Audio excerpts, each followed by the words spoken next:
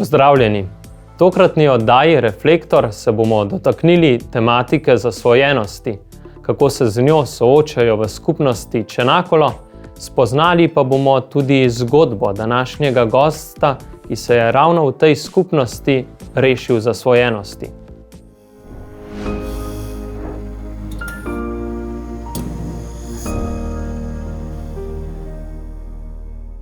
Naj vam predstavim našega gosta, z nami je Jurij Puc. Jurij, pozdravljen.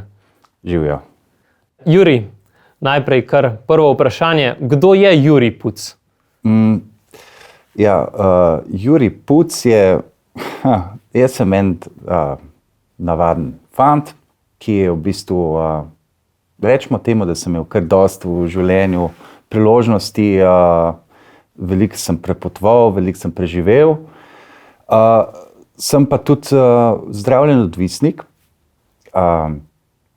in zdaj v bistvu nekako se trudim najti nov smisel v življenju in novo pot do sreče.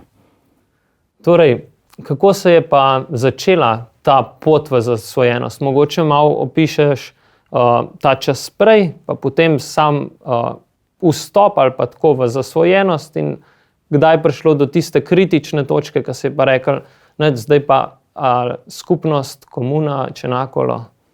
V bistvu, če gledam, mislim, se je težko kogarkoli stereotipizirati, ne? Nisem v nekih takih tipičnih primerih odvisnika, ne? Pri meni se je to vleklo zelo dolgo časa. In tudi mogoče en največjih izzivov zame je bil si to odvisnost sploh priznati, ne.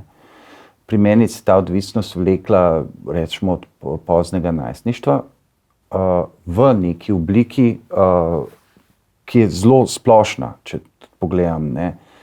Mislim, da sem dosti spremenil tudi pogled na to, kaj je odvisnost. Konec koncev živimo v takem obdobju, kjer ni samo neka trda droga, tista, ki povzroča odvisnost, ampak imamo zdaj tudi igre na srečo, seks, tudi zapravljanje pretirano, lenost, to so vse neke oblike odvisnosti. In mislim, da sem bil v kontaktu s tem že v poznem najstništvu, mislim, da je bil to nek moj pobeg. Pobeg od tega, da bi se soočil v bistvu s problemi na en zrel način. In sploh v prehodu v odraslost, mislim, da je bilo tukaj velikrat pač enostavno nesposobnost živeti sami s sabo.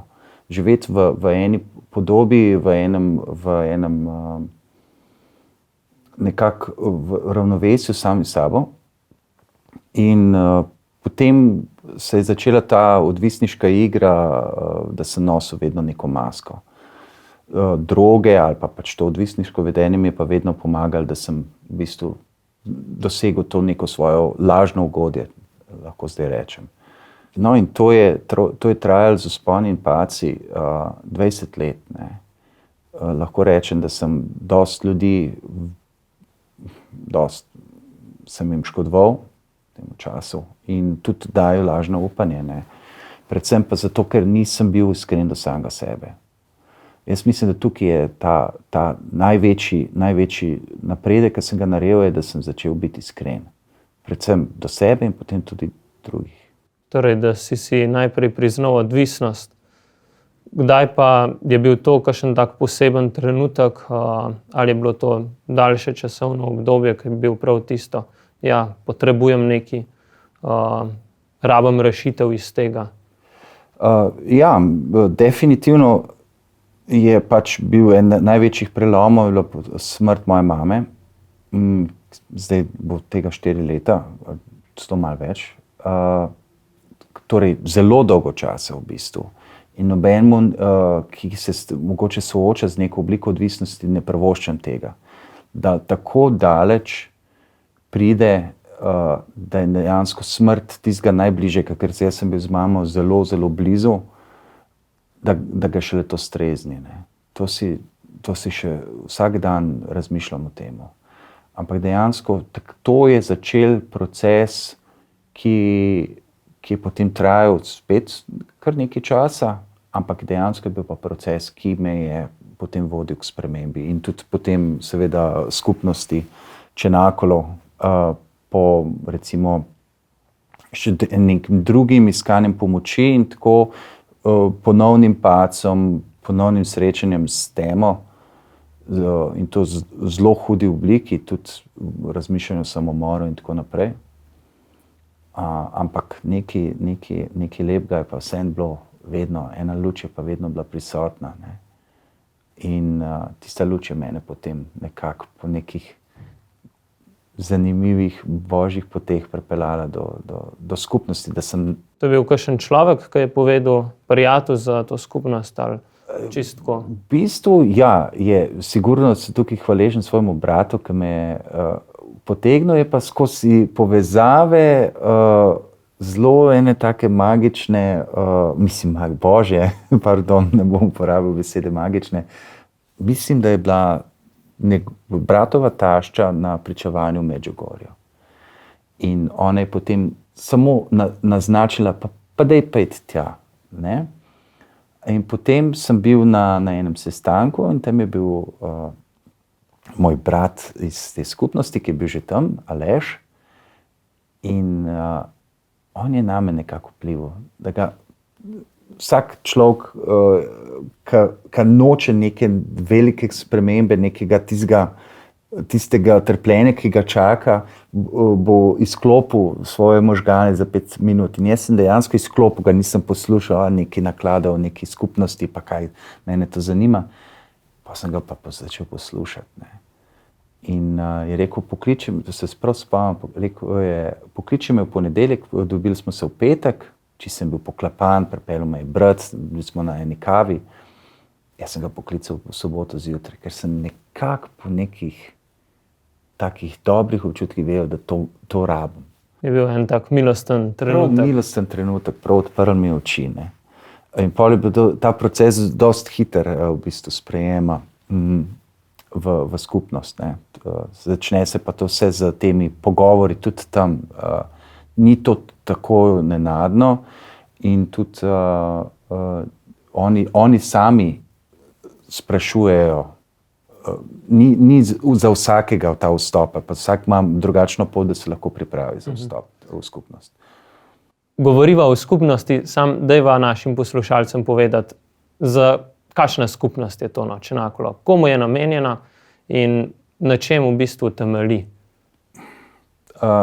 Torej, skupnost Čenakolo zdaj priporočam, da vsakmu, ki ga to zanima, da si malo prebere o poti sestre Elvire, mi pravimo mati Elvira, ker to je v bistvu pot nekoga, ki se žrtvuje za druge. Ne. Tukaj je recimo eno prvo tako bistvo. Zdaj, da ne bom šel v detajle in zgodovino. Skupnost je namenjena pa vsem, ki se dejansko počutijo izgubljeni v tem svetu. Torej, kakor sem že na začetku omenil, neodvisnost je zelo večplastna.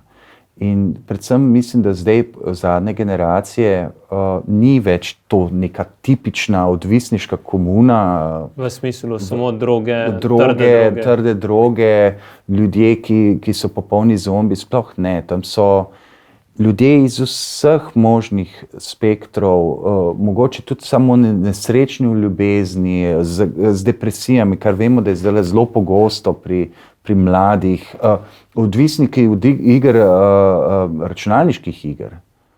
Torej, to je tudi zdaj zelo pogosta tema. Ne? Torej, vsi, ki iščejo neko rešitev, neko spremembo v življenju. In je dejansko tudi tako deluje. Ni tam nekih teh čudnih režimov, da bi mogel se potem. Zelo je svobodna, zelo je, kako bi rekel, objema vse. Ne? Vse ljudi, ki iščejo pomoč. Kaj pa delate tam tako, kot naprimer, če bi šla en dan skozi? Kako približno en dan izgleda? To mi je vedno lepo, ker imamo vedno, ko imamo kakšna ta pričevanja, ker tam je tudi en del takih stvari, je tudi ta pričevanja, kako poteka. Življenje je tako, kot bi pravijo, moglo biti po evangeliju. Ne? Torej, delo, molitev, ampak tudi potem tisti res lepi trenutki izpolnitve. Ne. Začne se relativno zgodaj in vedno še pred zajtrkom rožni venec. Zdaj, za enega je to lahko čuden tuje, ampak v bistvu je to čas, ki omogoča neko pripravo za dan. Ne? Skozi molitev v bistvu človek gre z dobro voljo v tisti dan. Ne? In če dam recimo to, kar se že prej pogovarjala in kar je ena tako osnovno vodilo vsakega, da živimo tisti dan v polnini. Da se ne ukvarjamo z včeraj, po jutrišnjem, kaj bo, ampak da enostavno zaživimo tisti dan. Torej, dan se začne z molitvijo, potem je zajtrk in potem gre vsak na svoje delo, ki je pa določeno znotraj, vse je pa samovodeno. To pomeni, ena skupina fantov določi, kje se bo delalo. Dela pa zajemajo vse od tudi bolj kreativnih, mene so imeli zelo radi za kakšne bolj kreativne dela, ampak se gre pa tudi na štalo, malo gnoj spucati ali pa skrbi se za prelep vrt, lahko se gre kaj vkopavati, potem je v tej glavni hiši, centralni na Hrvaškem Vrbovec, je keramična delavnica, potem je sirarna, potem je seveda veliko treba tudi oprati, in tako taka res kakšne stvari, ki ti dajo izkušnjo tega, kaj delajo recimo za mene, kaj je delala moja mama. Ne? Torej, da se človek nauči tudi vse narediti zase ali seveda. Pa vse preskrbite sami zase, kot je sadje. Tudi sadje. Bom rekel, da se hrana nasplošno, ja. da se proba skupnost truditi biti samozadostna. S tem, to ne pomeni, da ne pridejo kakšne stvari, darovi iz zunanjosti, ampak ja, hrana, zelenjava, mleko, meso tudi, to je vse samo pridelano. In ko si rekel, v bistvu ne samo to, da se naučimo, ampak da se naučimo tudi ceniti.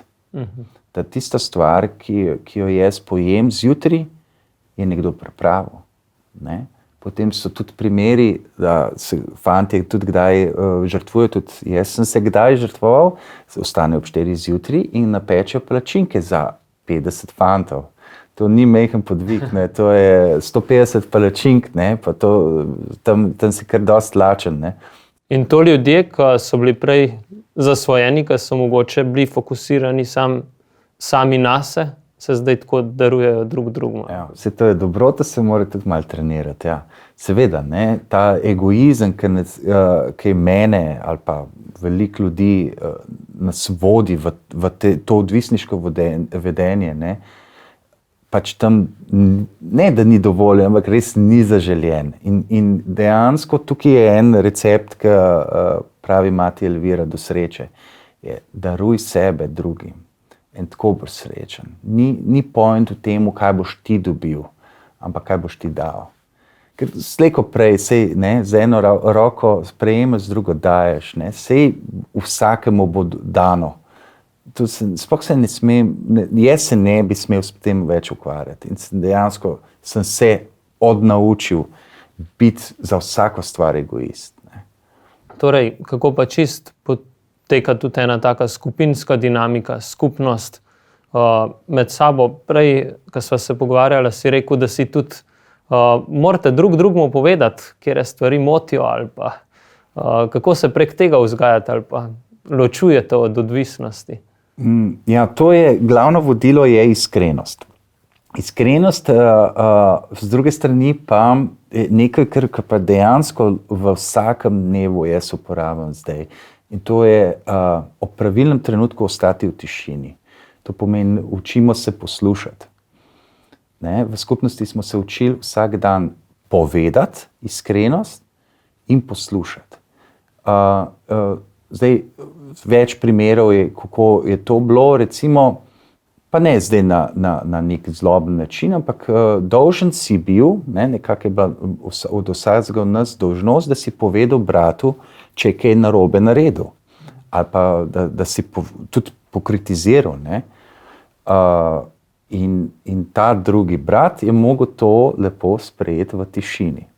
Če se ni strinjal, 3 dni lepo ostati v tišini, če bi po 3 dneh še vedno zaradi tega razburjen, ti potem šel nazaj povedati svoje lahko. In si ga mogel ti poslušati. Seveda, to velikokrat je bilo tudi kakšne manipulacije in igre, se smo ljudje, ampak to je ena od takih res primerov. Ampak ostati v tišini, brez tiste reakcije, ne, pa se ni tako, pa se upravičevati na druge stvari. To je en tako fantastičen trening, ker se mi ne slišimo velikokrat. Jaz veliko ljudi nisem poslušal, dokler nisem ostal v tišini, ker je vedno neki izgovor dosti dober. Tam pa ni izgovora, konec koncev. Tudi včasih tudi kruto, včasih se tudi kaj zgodi po nesreči, ampak pač sprejmeš odgovornost, ker življenje bo tako. Moje življenje, drugo življenje, vedno je kakšna stvar, ki se lahko na njo izgovarjam. Če pa sprejmeš odgovornost za svoje dejanja, se na koncu boljše počutiš. In kaj ti je bilo mogoče ravno glede skupnosti najtežje? Ker je bilo najbrž velika sprememba, ko človek vstopi v skupnost, se mora nečesa privaditi. Kaj je bilo tista najtežja stvar? Iskreno je, meni na začetku ni bilo nič tako hudo. Je pa res, da sem imel tisto motivacijo na začetku, ki je meni pomagala to prvo grbo premagati. Kasneje mi je šlo pa v bistvu tam premagati to zaprtost, to rutino, ki je pa v bistvu dobra.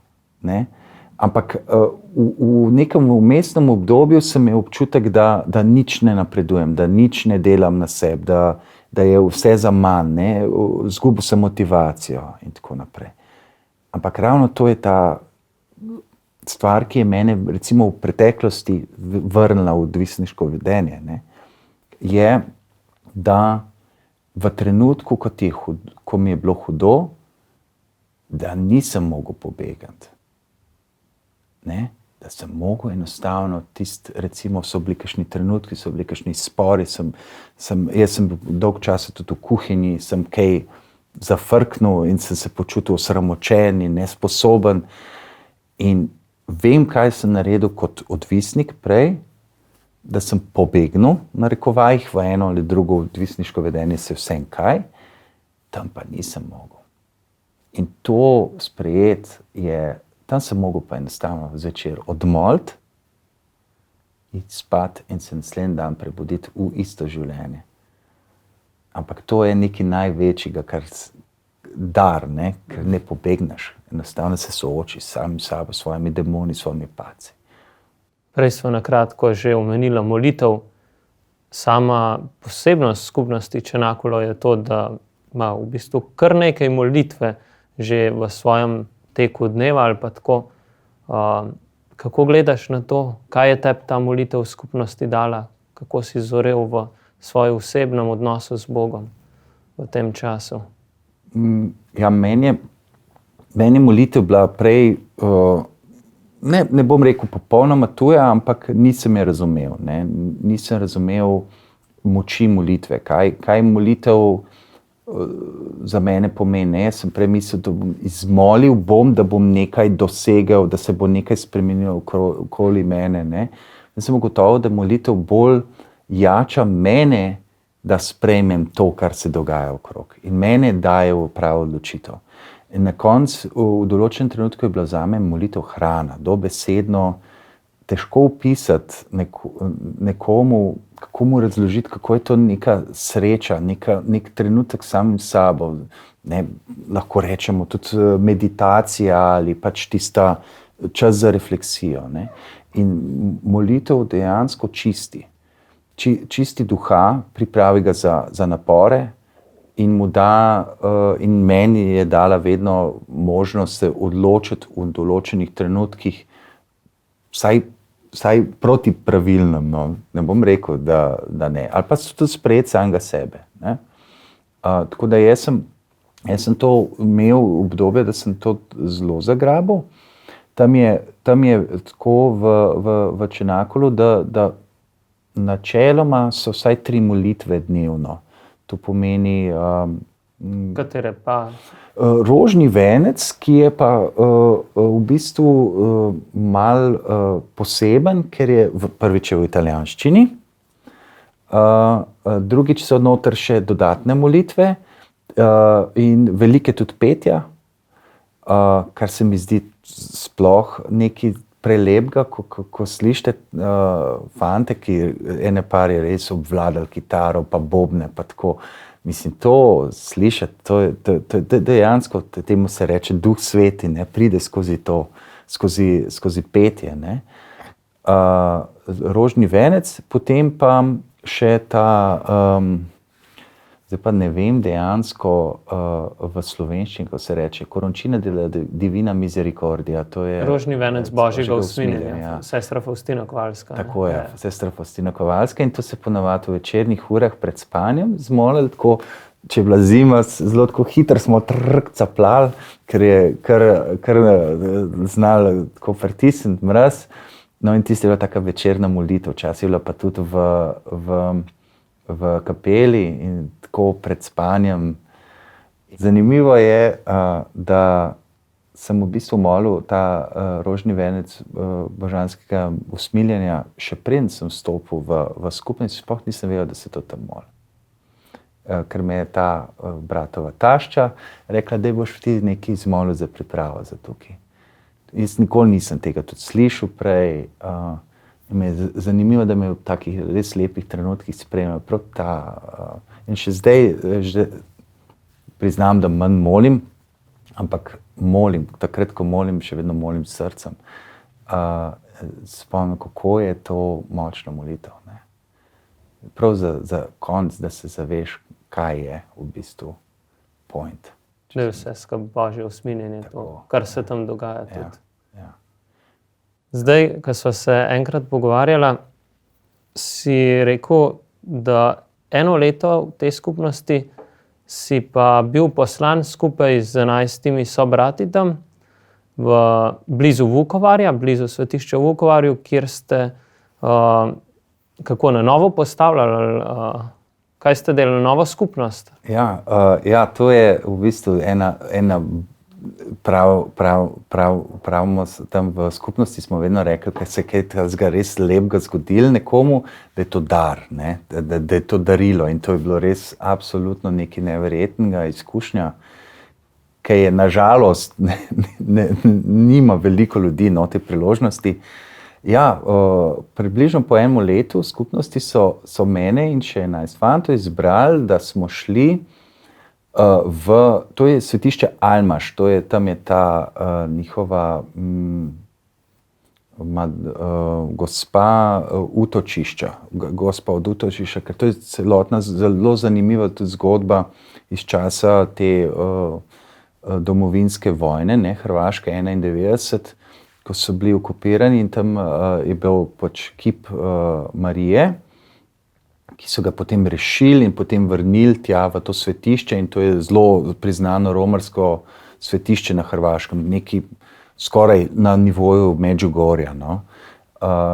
In tam blizu so že pred nekaj leti postavili hišo, novo hišo, ker so selili z ene druge tam slavonske hiše v to hišo. Samo ta hiša, ta stavba je bila recimo v 3. gradbeni fazi. To pomeni betonski skelet z osnovno inštalacijo, še oken ni bilo, ko smo prišli tja, okrog je bilo vse zaraščeno, in zdaj so teh 12 fantov, ki mi nismo bili nobeni neki gradbinci, inženirji, ne vem kaj, so nas lepo tja dali. No, zdaj boste pa fantje novo skupnost, novo hišo postavili skupaj. In to je bilo to je bil, tukaj je ta dokaz, kaj dela v bistvu to Božje usmiljenje pa Duh Sveti. Ne? In dejansko mi smo v roku enega leta postali to hišo, da je z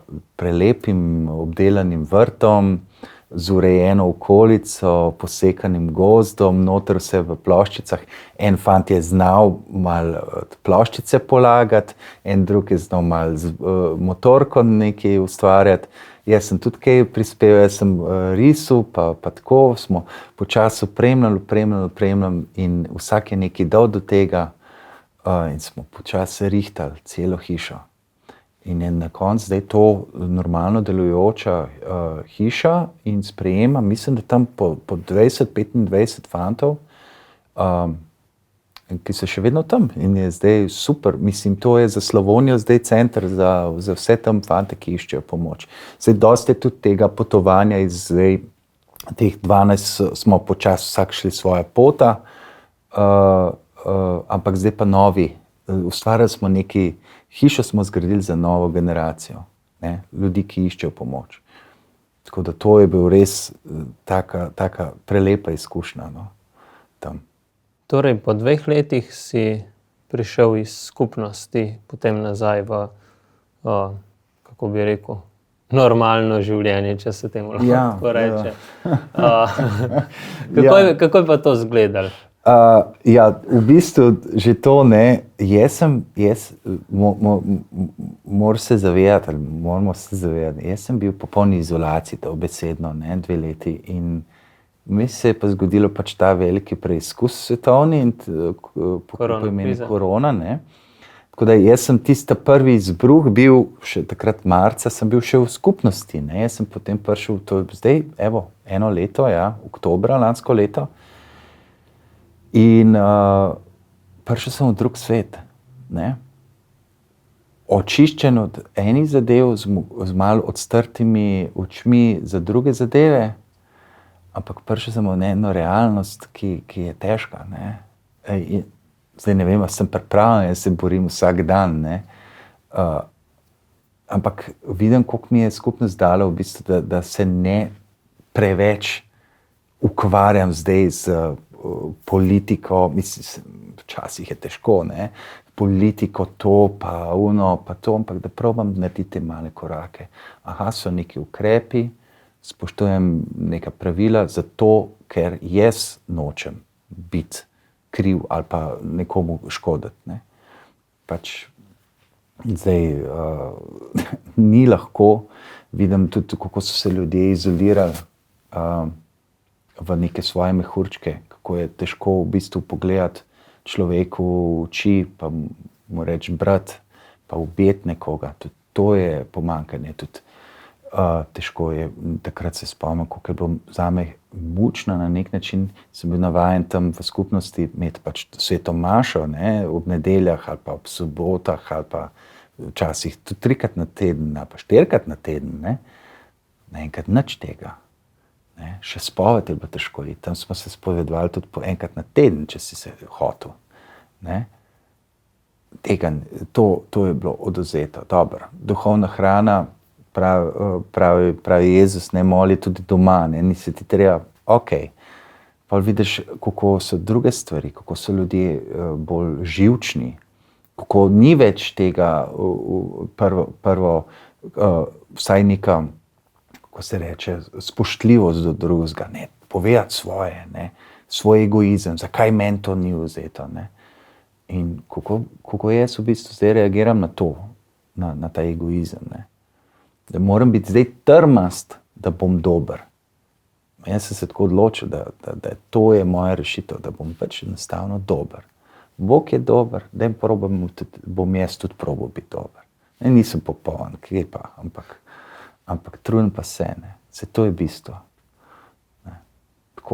Tako da hvala Bogu, da sem šel v Čenakolo pred korono. Je odprl luči. Ja. In kaj pa počneš danes?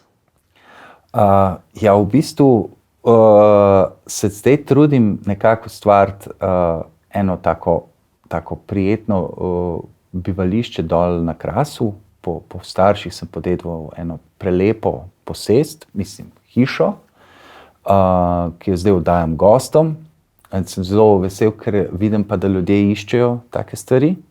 Tako da imam v bistvu tukaj veliko potenciala in vidim to gostoljubnost in oddih in da se z ljudmi na prijateljski, na oseben način tudi angažiram, da jim ponudim te izkušnje krasa, ker kras je prelep, moji starši so ga oboževali.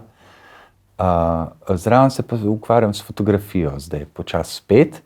Sem pa eno leto zdaj bil v gostinstvu in je bila tudi dobra izkušnja. Sicer žuljava, ampak meni ni več problem si zaslužiti tudi s takim dobrim delom tisti sold, kakor pravijo. Ja. Torej če morda na začetku nismo povedali poslušalcem, ste študirali fotografijo ali kako? Ja, jaz sem doštudiral sem na Praški akademiji fotografijo, tako da sem tudi diplomirani fotograf, akademski fotograf, no, se reče, ne vem, če ta titul.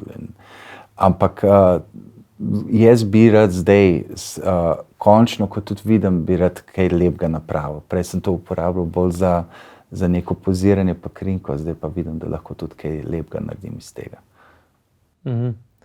In mogoče še vprašanje, kako pa je kaj stikov s temi fanti iz Čenakola, z tej skupnosti, se kaj slišite, imate kakšne pogovore ali pa tako še zmeri? So tudi pozitivne strani socialnih medijev, no, imam tudi kontakt z kar je dosti fanti. Jaz imam pač tudi to prednost, da znam slovaško, mislim češko in slovaško, tako da imam ene par prijateljev, še, ki se kontaktiramo, se tudi kaj napišemo prek Messengerja, prek Facebooka.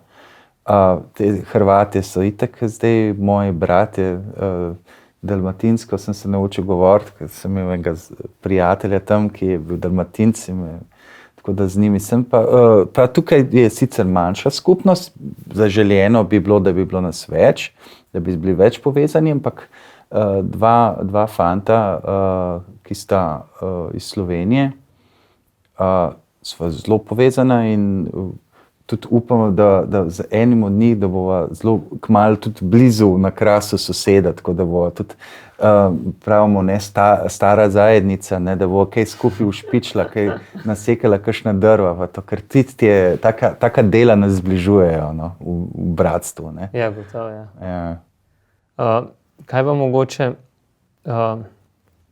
ti si imel to milost, da si v bistvu vstopil in v Čenakolo in tako, kaj pa mogoče kakšen iz tvoje klape prej, ste imeli kaj klape ali pa tako, poznaš koga, ki je še obtičal v tistem, ali pa se še kaj slišite?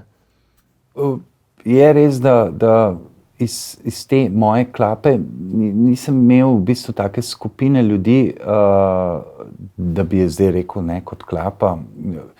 Določeni fantje so zdaj zelo v redu in pač so imeli svoje poti, so mogli tudi oni iti skozi neka očiščenja, ampak ponavadi je vedno šlo preko neke žrtve, ne.